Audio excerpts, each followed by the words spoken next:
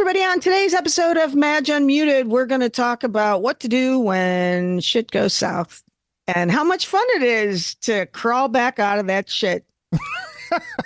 On today's episode of Madge Unmuted.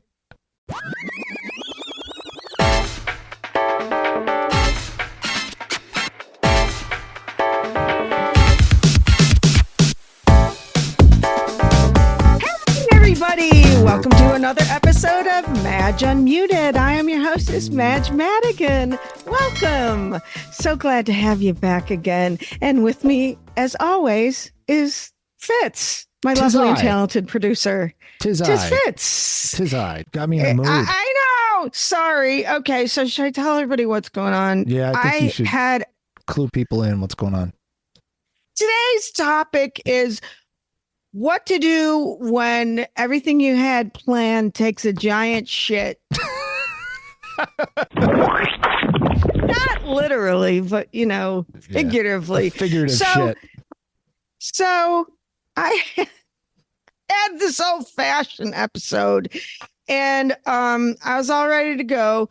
But I was trying to set up another shot here of a wide shot of me walking. So you could see what I'm wearing because I was going to talk about that shit. And I tried to set it up, and then my whole one tripod fell over with my camera, and it broke. And now I have two, but I just had to kind of rig it back together. And no, but I was worried because it was out of focus for a little bit, and then I turned it back on, and I turned it off and turned it back on, and then it was okay. But So I was going to do this. Okay, watch. So here's pretend this is a full shot. Okay, pretend we can see you. For those of you listening. Hey, everybody. Welcome to another episode of Madge Unmuted. This is what I'm wearing today. Looks good. Nice. Don't you like it? And here. Here's boots. And my Bootsy. Boots. Bootsy Collins. Oh my God. I hope I'm not showing anything any of my flaps hanging out. I mean, flab, not flab. Your flaps. So, on today's episode.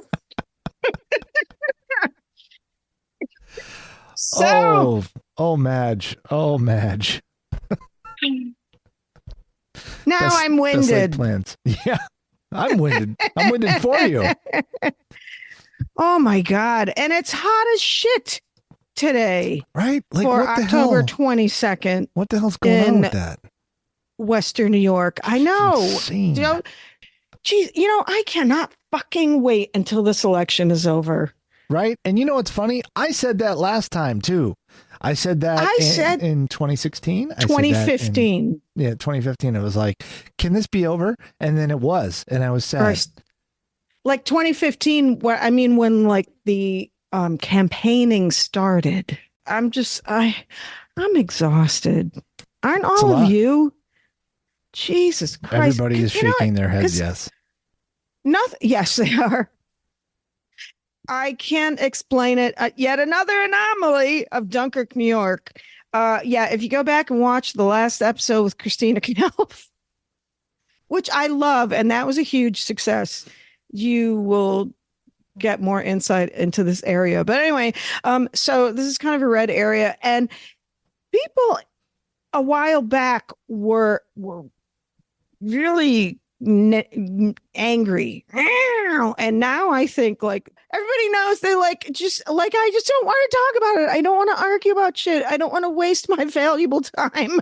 I'd rather laugh about dick jokes. I don't know, but anyway, I've been trying to find a way to be more positive, more yeah. Me too. So not more positive in general, but trying to be better at how I react to bad things and how I react to disappointments and things like that. That's today's show? Right. But like recently, Maybe I should just show the boots again. yes, when in doubt, throw the boots up. Wow. Let me make sure the camera's up so you can do that again. Now, see, if I tried to do that, I swear to God, I would like my, wow, that's impressive. There you go. Just gonna sit like this the rest of the day. But now the camera's focusing on your boot and not your face. Oh, careful. Jeez. That I couldn't get, if I tried to put my leg up like that, part of me would snap. It would shatter into a million pieces. So guess what I have to do on Friday? You just can't see it. Anyway, okay, what do you have to do something on Friday? What? Yeah, I have to get something done, I guess. I have to do a colonoscopy. To get a colonoscopy. Jesus, Mary and Joseph. Here's the terrible part. I just had one in August. Yeah. No. Yeah. But I'm so full of shit that they had to do another one. I did the prep stuff and it didn't clean me out enough. So when they went in there, they're like, yo, we can't see everything. You're going to have to do this again. And I was like, no, but yep, I have to do it again. So how does that happen? I don't know, but apparently how can you not? I don't know. I was literally pissing out of my asshole. There was nothing to come out. There was nothing else to come out. And yet it wasn't all gone. I don't know what the hell they need to like give you a power wash up there. Seriously, really need to take a bottle washer. Yes. God. Yeah. I can't. Speaking of colonoscopies, I can't do the prep. I have a lot of issues, and I get. Yeah, I know. I can't. My stomach is really sensitive. Like I have IBS and GERD and all kinds of shit. Anyway, so when I try and do like, you're not supposed to eat, right? Right. And then if I don't eat and then I do the prep, it makes me double over in pain. Oh, yeah. So I can't take the pills and the stuff. It doesn't agree with me. Like, I really don't care about getting a colonoscopy. I mean, so I'm not like making it up. I literally, it is the prep that I was doubled over in pain. And so like they gave me a couple different, like, well, here, try this instead. And I'm like, no, it's doing stuff on an empty stomach that makes me feel like I'm being stabbed in the upper abdomen. Yeah. And so then I had to settle for poop in a box. Oh. I do Cologuard. Poop in a box. It's what everyone's getting for Christmas this year. It's my poop in a box. Can you imagine if you got them mixed up with something and you're like, oh my God. Aunt Madge finally sent our present. Great. Apparently she likes corn.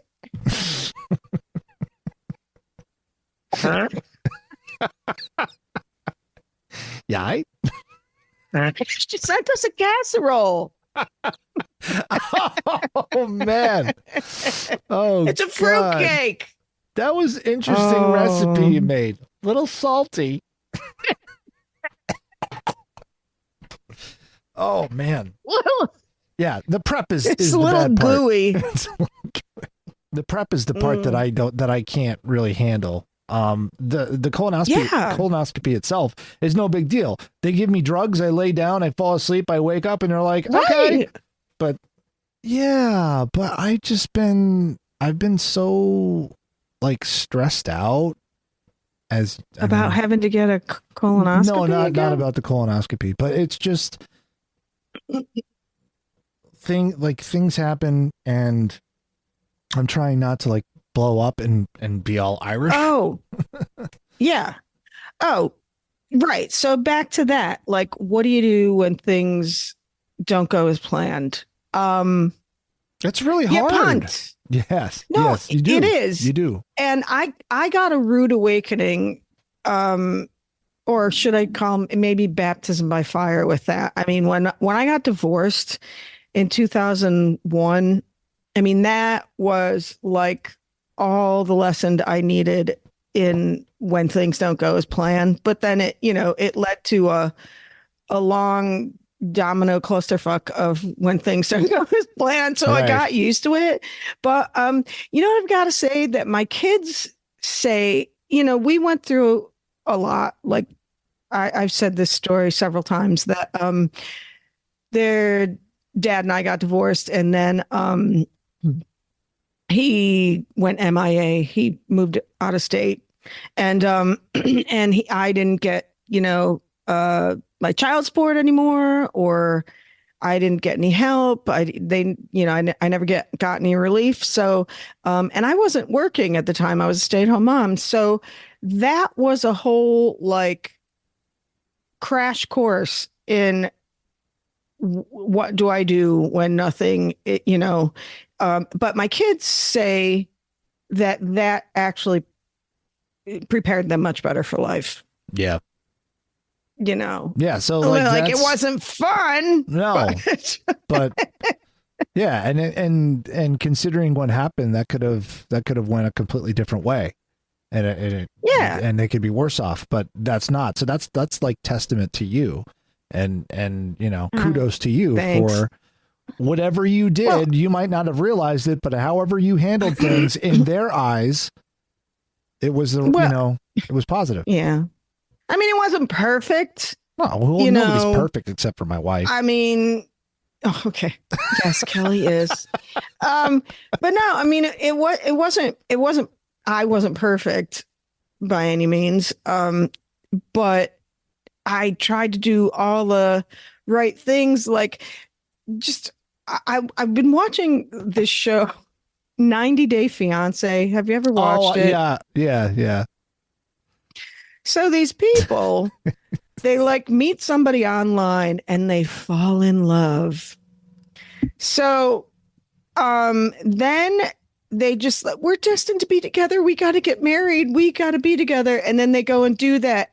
And then they try and figure shit out after the fact. Like, you live in another country, because that's the whole premise of this 90-day thing, is that it's because what do you like, you're in it, one of you is one country, one's in another, and you get like a special visa to visit each other, and then you have 90 days to figure out if you or to get married or something.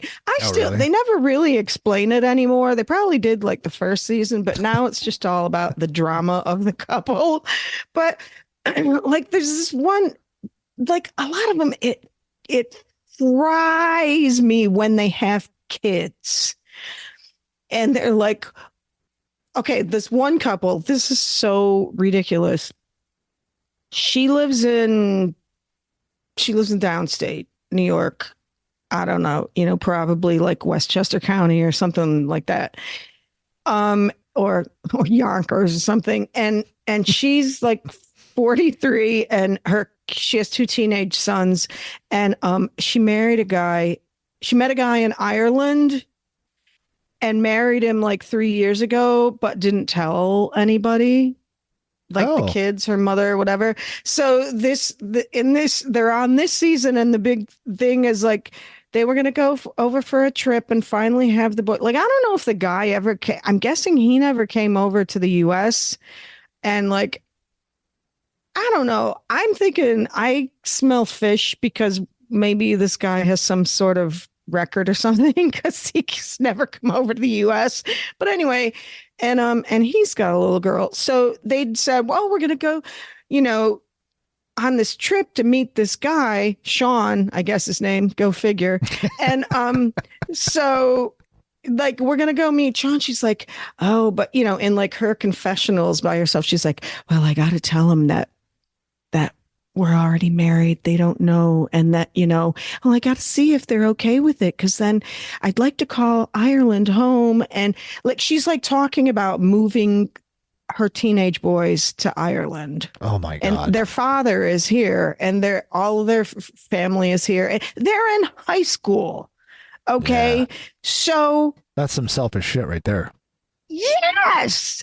Like the last fucking thing I would ever do is I don't even know where to start on this one. Like, one, go marry someone without my kids knowing them and approving. Two, just going and marrying them anyway.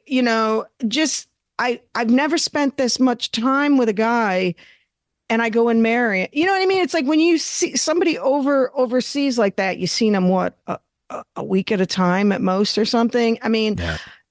I'm sorry. I stick to that. Like, you need to be with somebody for 4 seasons to realize to figure out if it's going to work, to make sure that it's going to work. 4 seasons. Do you know what I mean? Lost or a year, Gilligan's Island. Year. 4 seasons of that show, apparently. Yeah. No, like, I will tell you a story that I'm kind of ashamed of now, but I'll tell you, boy, this podcast. I was going to say this episode may turn into something. So I met my ex-husband when I was 25.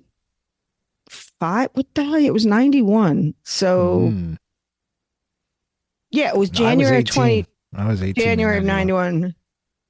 So I met him and he was 2 years younger than me. So he was 23. What? You were 25, so I know, whatever. To I me, know. So you're legal. You could like have fun. I was like, I'm fucking 18. I can't do anything. Oh, okay. I just thought like you're giving me shit because like I'm old. No. But anyway, so we meet 9. and then then you could flip me off. I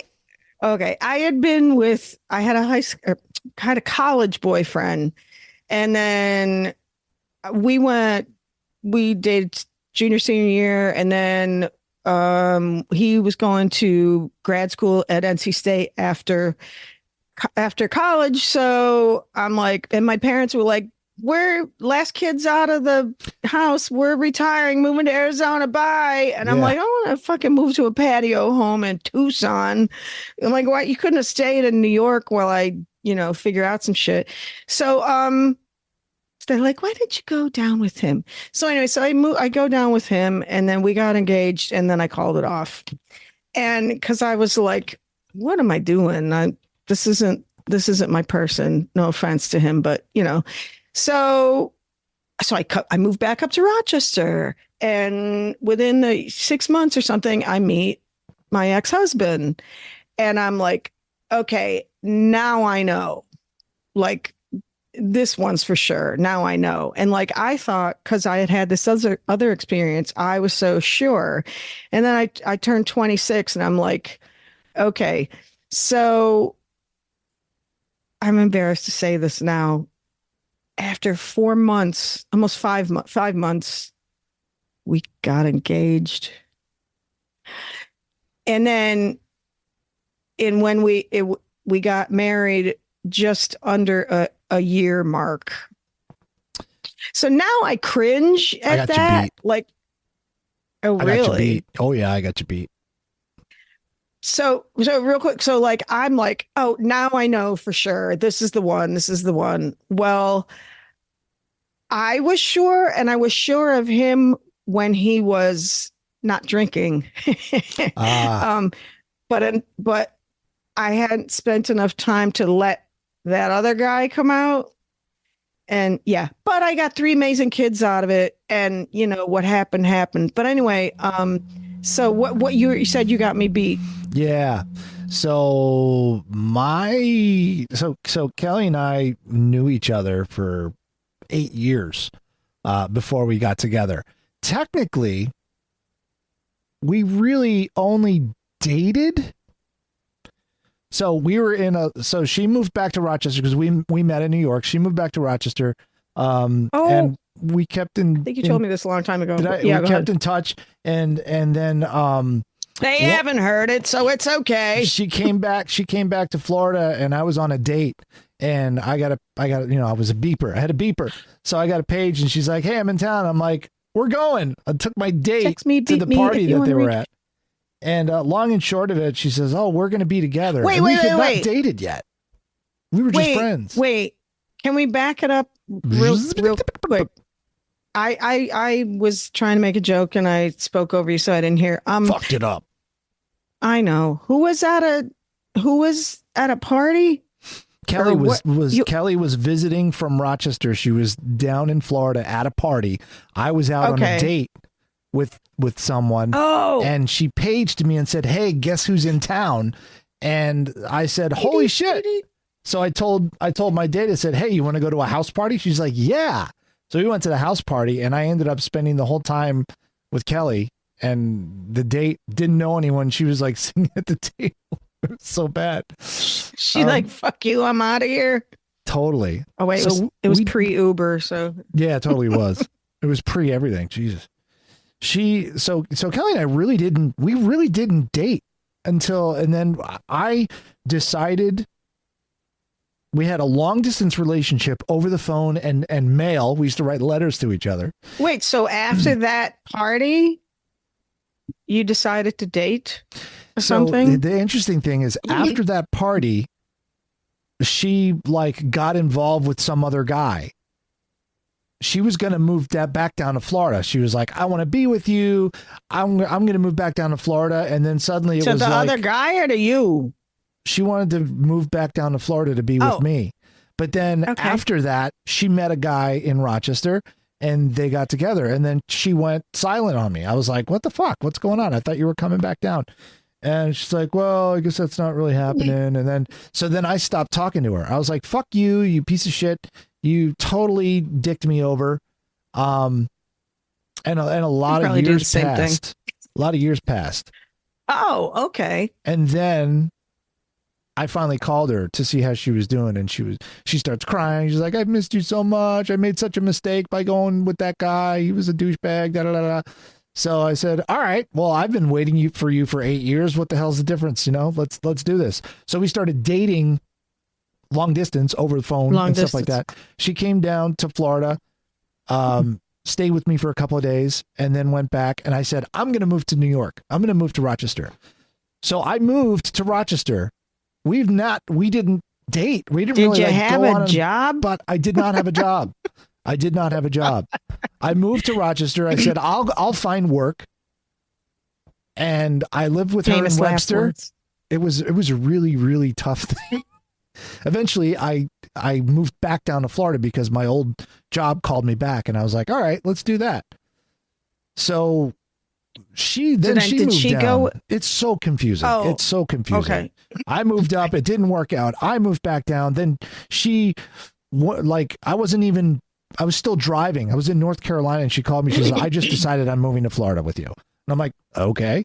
So she moved down to Florida with me. And then, you know what? I'm getting myself confused already. Yes. So before she moved down, I went up and I proposed. So basically, we lived together from December to January. I moved back down to Florida. She stayed in New York, and then she decided she was going to move to Florida, but that wasn't until the summer. I flew up to get her in July and proposed. We moved down and lived together. Okay. But we never I didn't know her.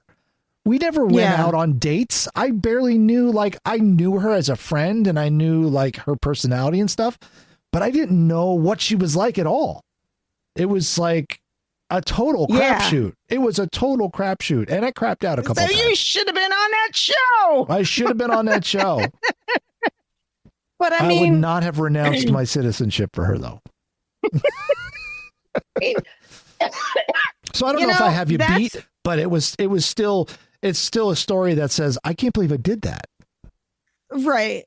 So the thing about my ex-husband is that I lived where this was in Rochester.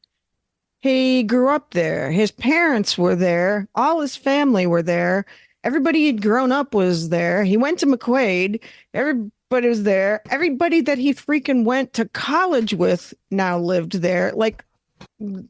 They had this enormous, he went to there's a whole community. So it wasn't like I didn't know this guy from Adam. It's like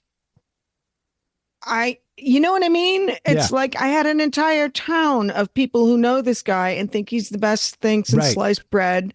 And you know, he really was. I was gonna say Until it's not usual that an entire town is wrong, but right. well, I mean, it was just one of those things where you don't right. know what goes on behind closed doors, and some people can't handle their emotions, and or you know, I know several people that you don't know what you don't know. You grow up learning to communicate one way, and that's all you know. And it could be the wrong way. Well, that's my point. Yeah, exactly. It's not compatible, or if it's not the wrong way, it's just not compatible with that other person. Right. So like on a well, and sometimes it's like seriously flawed. Just this is a quick tangent on this, but it's on the you don't know what you don't know thing. Somebody was talking the other day about certain certain groups in society or certain people, you know, they don't need a handout. Just pull yourself up by your own bootstraps. And it's like,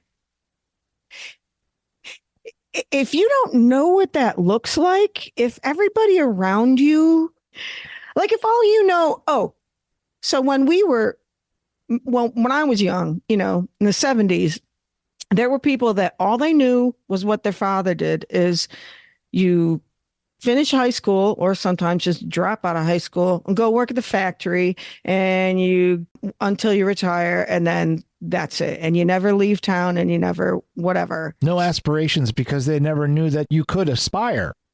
Right. Nor had they any idea how to ever go about it.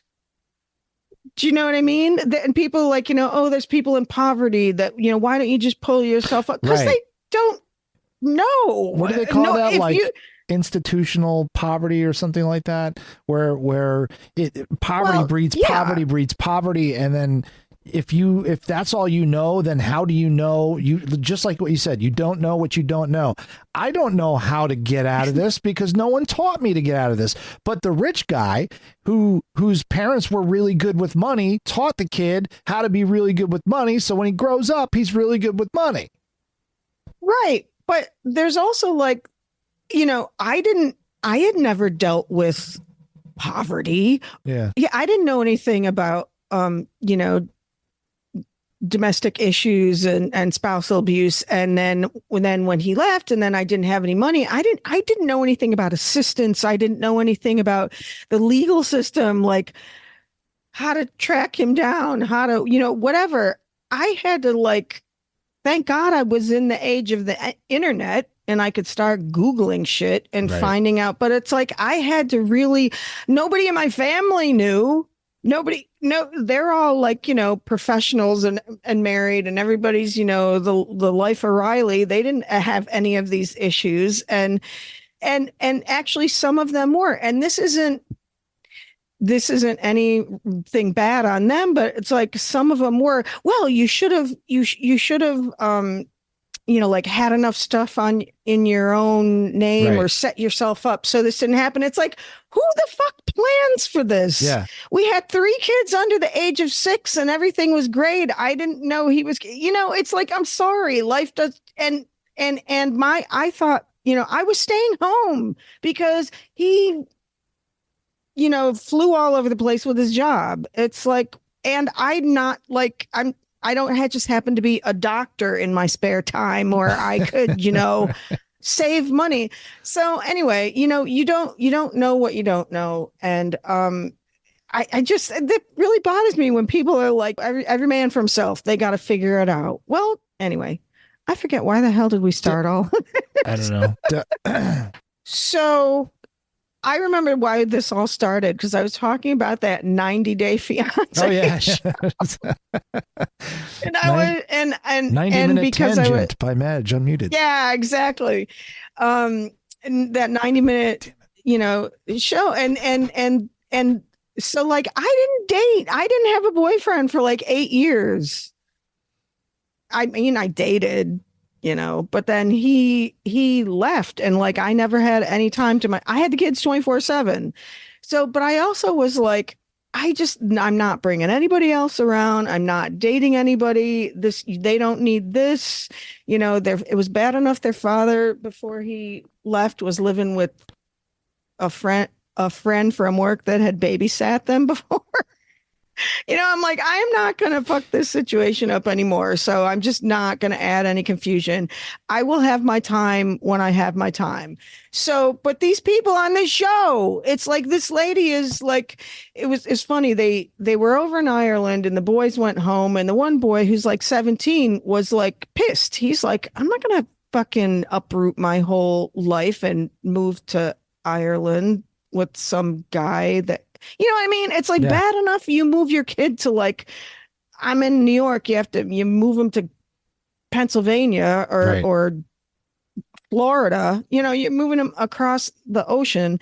And so the mother, who was like right out of, the Bronx, Brooklyn, Queens, wherever, and she's like, so how did the boys handle it? And they're like, well, I don't think very well. And she's like, yeah, maybe you should have thought of that, like before you got married or when you got married 3 years ago.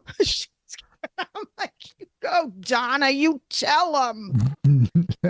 So I just, I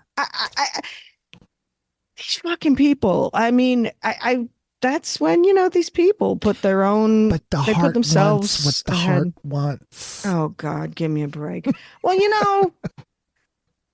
going back to that, the heart wants what the heart wants. That's a great sentiment when you're 17. Right. And I kind of thought that like when I met my ex-husband, I'm like, okay, well, back in the day, I heard all kinds of stories of grandma and grandpa, they knew each other for 2 weeks and they got married, right. or so and so knew it. I mean, yeah, and all these short-term things and that just seemed to be kind of par for the course back then. But I think it was more because that was what you were supposed to do, like how in other cultures have arranged marriages, because that's the next step you're supposed to take in life. That's the preordained thing. So these people are like, oh, okay, I'm out of school now. I got time to find me a wife or time to find me a husband and have kids and whatever. So I think it was more like yes, there was true love. Like my parents was true love, but like they met in college and dated and they finished. And so it wasn't like this is what we're supposed to do. But, I don't know. So that's why I justified like, okay, this time I know. And I'm not, oh, that was the other thing. When I got engaged to my college boyfriend, I set the wedding date like a year and a half out in the future, because I think I didn't really want to get married. I know. I mean, I was only 22, 23 when we got engaged after college. It's young. Yeah, and so I set it that far. And so this time I was thinking, well, you're going to prove it this time by getting married right away. This is what you want, and blah blah blah blah. And now, it didn't work out, but I don't know. Did your ex-husband come from? Did like his father do what he did to you? Did he did that to his mom, or is that something that he learned from his father? Yeah, in a sense, I've never got. His father is since now passed, like about 5, 6, 7 years ago. He passed. I never really saw him drink, so I don't know if it was the drinking thing, but I know he had an anger problem. Yeah. And because I found out later that he was really verbally abusive to my kids, which I hate to say all this and sorry to bring this up, kids, but yes, I did realize that was learned behavior. Yeah. And it's a vicious cycle, and it is. It happens with good things and bad things. Yeah. I mean, he's gotten sober now, and I don't believe he has I haven't been with him in a, I never was in him in the past, but let alone now. So I never, I don't he's just the kids think he's now just like the best thing since sliced bread and fun dad and great and everything. And I'm happy they have that. So uh but they talked it through with him for a long time. So it wasn't just like it's masking something like, yeah, well, hey, I'm back now. They're like, oh no, you're gonna have to earn this, and he did, and they have a good relationship now. But yeah, I don't know what he's like with his current lady. I know the one he left me for, that was pretty rocky, but he was still drinking. So, I don't know, whatever. Yeah. You make silly decisions when you drink. You do stupid shit when you drink. At least speaking for myself. Yeah. Yeah. That's why I don't drink anymore. I've stopped doing that. I know how to tie one on and I still do, but I've stopped the like, but around here, there's not like too much stupid shit to do. I mean, that's like I go home, I go to the country club, I have some drinks and I come home. It's like, what am I doing? I'm not gonna, I don't feel the need to like, I got John. I don't go out carousing. I don't make stupid mistakes getting involved with stupid men. Cause even if it wasn't for John, I don't think I would ever date a guy anyway. I'm just at a point in my life where like, I'm good. And not because I'm bitter, it's just because it's fucking exhausting. But anyway, so yeah, and I don't drive drunk and I don't know, I just don't do stupid shit. I say stupid shit sometimes. I say a lot of stupid shit. I constantly say stupid shit. I think I'm one of those repeaters now. When I drink, I, like, they tell you about guys, yeah, it's like, what are you guys doing after this? Oh, I don't know, whatever. So what are you guys doing after this? Did I already ask you that? Shit, I'm sorry. Wait, what are you guys doing? Yeah, exactly. Hey, you know what? I just got a new car. Yeah, you already told us that 3 times, Madge. Shit, I do that without drinking. Yeah, well, there is that too. Yeah, at 59. Kelly and I tell each other shit all the time that we've already told each other twice already. Yeah, John. John constantly tells me repeat things, and I was prided myself that I didn't do that, and I guess now that I do, not as much every once in a while, and I get really bummed when he tells me that. He's like, "Yeah, I know you already told me that." I'm like, "Yeah, seriously?" I know. You start to go, "Oh shit, really?" I can tell you every minute of every day. What tell you that? He's like, "Yeah, like." Last week, I'm like, and then like I'll argue, and so now I'm finally like, just shut the fuck up. You already told him. So. Right. Like, how would he know if you didn't tell him? He's psychic. I know. Anyway, so don't watch 90 Day Fiance because it's a lot of selfish people on there, a lot of stupid fucking people on there. Well, that's pretty much every reality show. I just thought I'd move over to Thailand and move in with the parents. I didn't think we needed to discuss it. Whatever. Okay. That about does it for today.